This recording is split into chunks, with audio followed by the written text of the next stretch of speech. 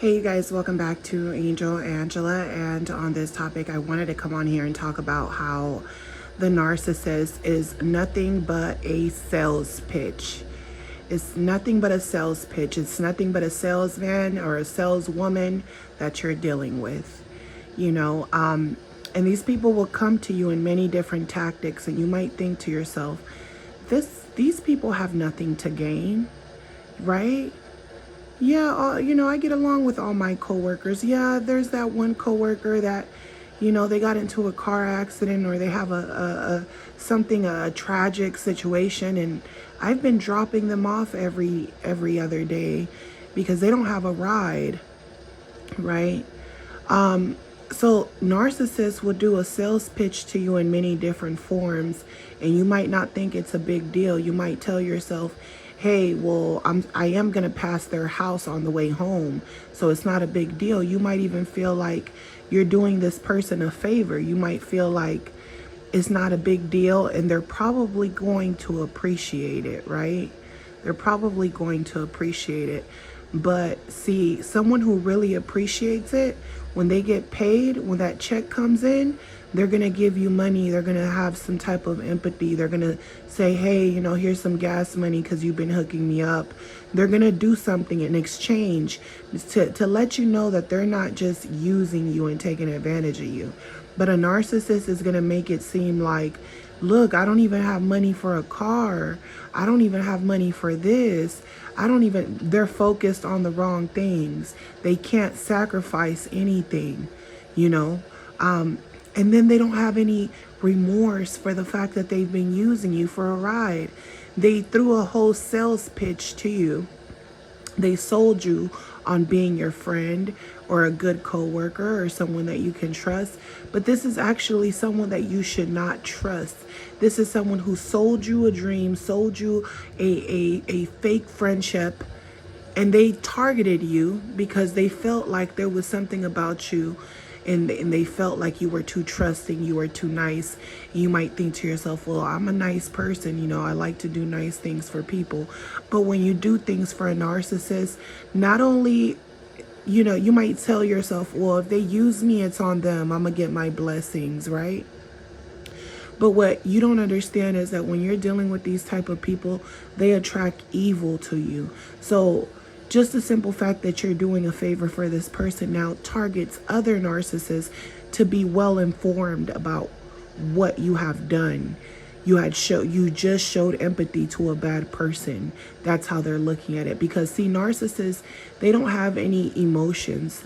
They might have a lot of information. They might be very manipulative, but they don't have remorse feelings for you. They want what they want. They want to be the center of attention. They think the world revolves around them. Anytime you do something nice for them, they don't look at it like, oh, it's a blessing, They look at it like they manifested that. They have to target good people to manifest good things to happen to them. And they can't target a good person who is aware of them and how they work. See, a lot of times people can have a lot of information about narcissism, but if you come home every day and you don't realize how many narcissists you really actually came across, then you probably are unaware that these people are conning you in many different ways, from bank accounts to phone calls to letters in the mail to people showing up, knocking at your door, selling you something, or trying to bring you or invite you to a church. They come in many different forms, and you never know who is who. But you will always know who is who. The red flags and their true intentions and their colors will show over time if you are well aware, and not only if you're well aware, if you are strict with yourself.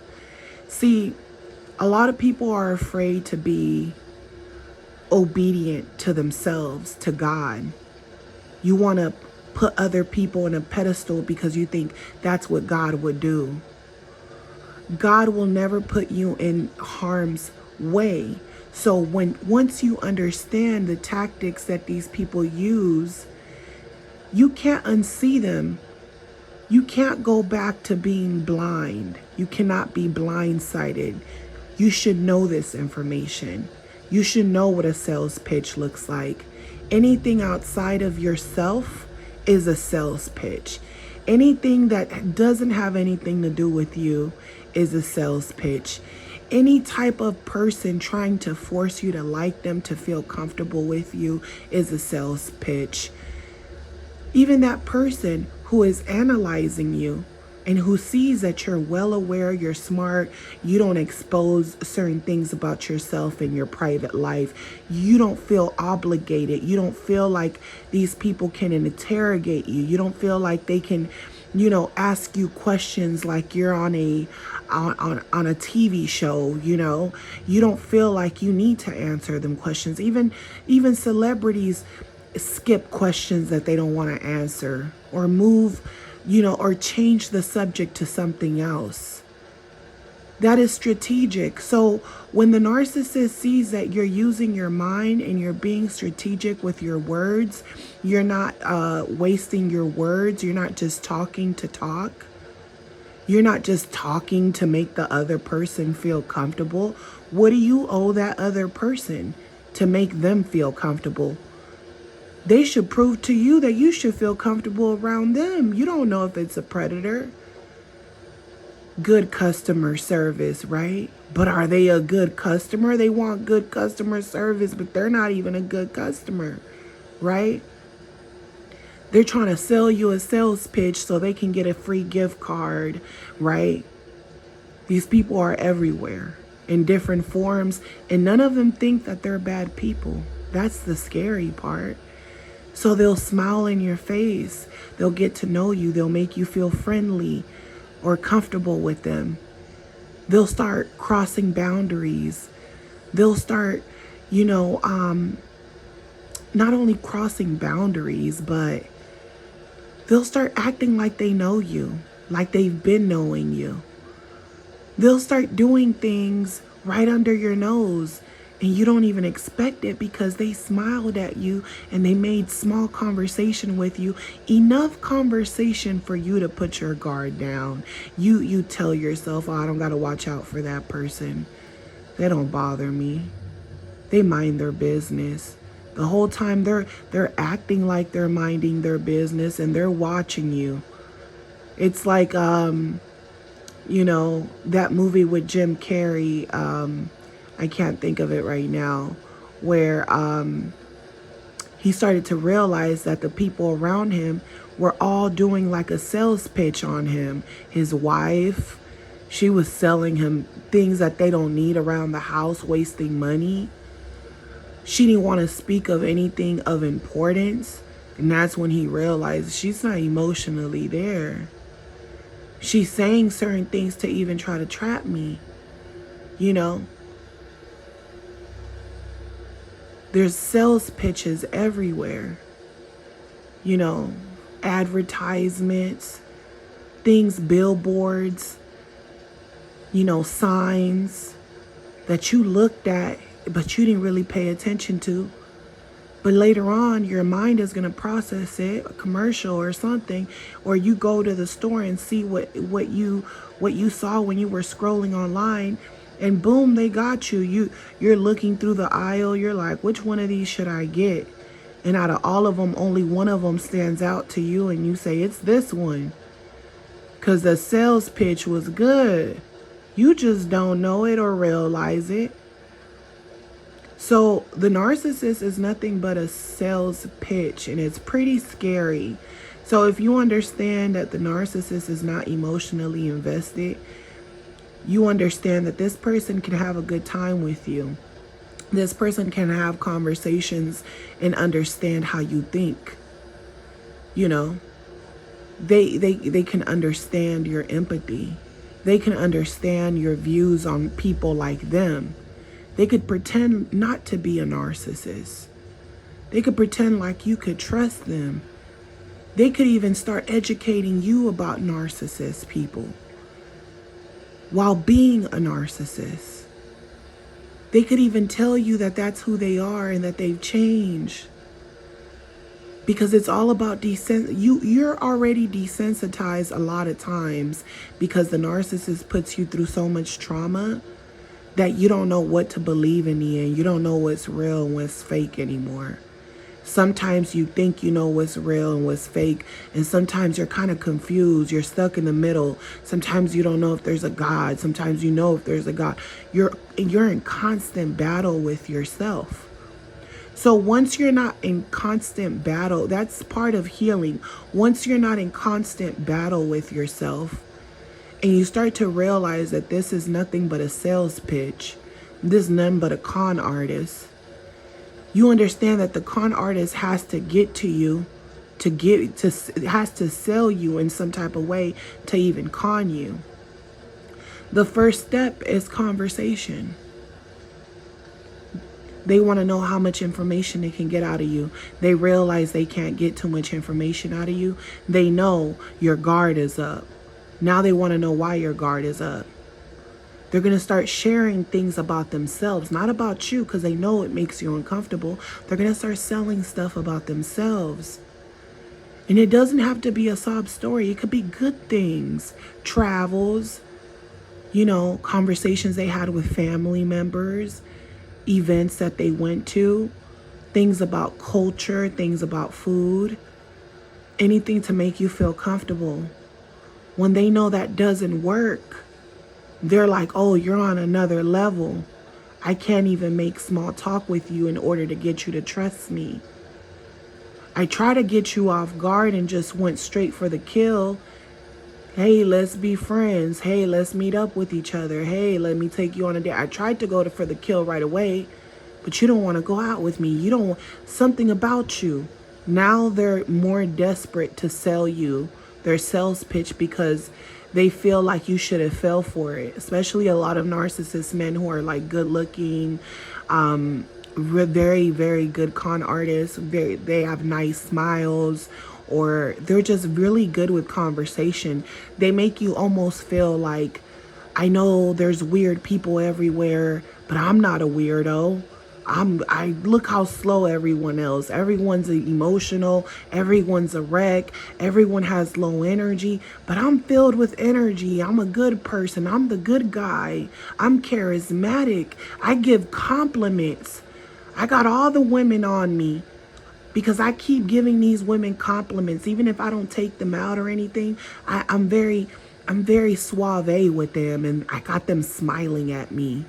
Every time I walk in the room, I say, hey, ladies, and they all smile at me. But it's something about you. You're not going for it. You're not going for my fake smile. You're not going for my intellectual conversations.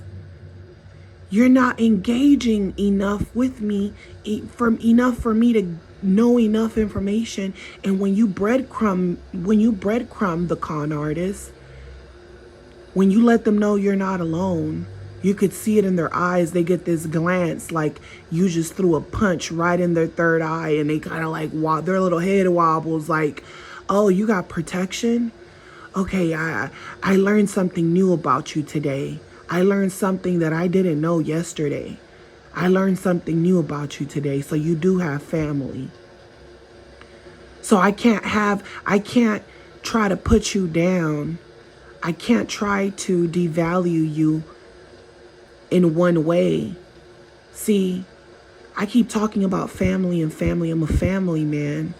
But now that you told me you got a family and you don't really talk about them, it makes me feel like I'm a weirdo because I keep wanting to prove that I'm this happy person with the perfect family. Just like the empath has to lie, right? You have to sell the narcissist that you're an independent, strong, not weak-minded, not easily persuaded person. You have to look the predator in the eyes and let them know. And the predator is going to find ways to try to sneak around because they're snakes, they're chameleons. So they're still going to keep playing with you because they know eventually I'm going to touch your emotional instincts. And that's when you're going to cave in and you're going to start smiling. You're going to start laughing at my jokes. You're going to You're going to give in. I'm gonna force you to like me. I'm gonna force myself to keep a conversation because you don't want to sit there and look awkward or and when you do look at me and you're looking at me blankly, you know, I know it's making you uncomfortable. So just talk to me. Talk to me, please. Talk to me. I'm dying to talk to you. That sales pitch doesn't stop. It's like, please don't leave until you buy the car. Please, I need my percentage. Like, they need something. They want something from you. So when they know they can't get nothing from you, now they're offering you things. Now they're trying to buy you. We should go here. Well, I just tried this new place over here. Now they're trying to buy you. Now they're offering you things. Now they're telling you, I own my own business. Now they're looking at you like, how dare you talk to me like I'm a nobody? Didn't you see the little show I just did? Don't you see what I have on? I have on a nice suit. I just got my hair cut, shaved my beard. I smell good. I got my little gold ring on. What the hell is wrong with you? Something gotta be wrong with you. Now they get aggressive. But because you're not aggressive, they know they can't get mad. So now they calm down and they're giving you compliments again. Now they're trying to act like what's in the past is in the past. Ignore my sexual comments at you. They even throw a sexual comment at you. They talk about your body, or they say something about your hair, or they say something about your eyes or your smile. Now they're walking in the room. Hey, best friend. Hey, sister. They even call you names. Hey, friend, to make you feel like you know them. I don't know you. I don't know you. I don't want to know you. No, I'm not mean. I'm cordial. I'm polite. I have boundaries. I have mannerism. I have class. Oh, it intimidates you. Now I get it. You were trying to get mad because you didn't understand that this is really who I am. Now you've been watching me for a while, and now you actually see that I'm not going to change. This is really me. I respect people as long as you I'm not going to gossip about you. You know that. Anything I got to tell you, I'm going to say it straight to your face. I don't want to fight. I don't want to argue. If we don't see eye to eye, then let's just keep it going, keep it moving. But then, they'll look at you, they'll study you, the hate will brew inside of them. They're trying to find reasons to talk to you. They're trying to find reasons to argue with you. They're trying to find anything to get energy off of you. That's a sales pitch, getting energy off of you, cutting you in line. And now you're pissed off. You were in a good mood. You were like, oh, I'm vibrating high. I got high, good energy today. Boom, they just cut it right in front of you for no reason. But the good thing is they walked off. They walked off before you got to turn around and say something to them for being disrespectful. So they almost sold you out because you almost argued with them. You almost gave them energy. I'm so good at saving my energy at this point where I'm like, I'm not going to work twice as hard. I got my hands, I got my fingers. I can do all these things. I can walk. I can do a lot by myself. So why would I have people around me that won't do the same? That's weird. That's weird.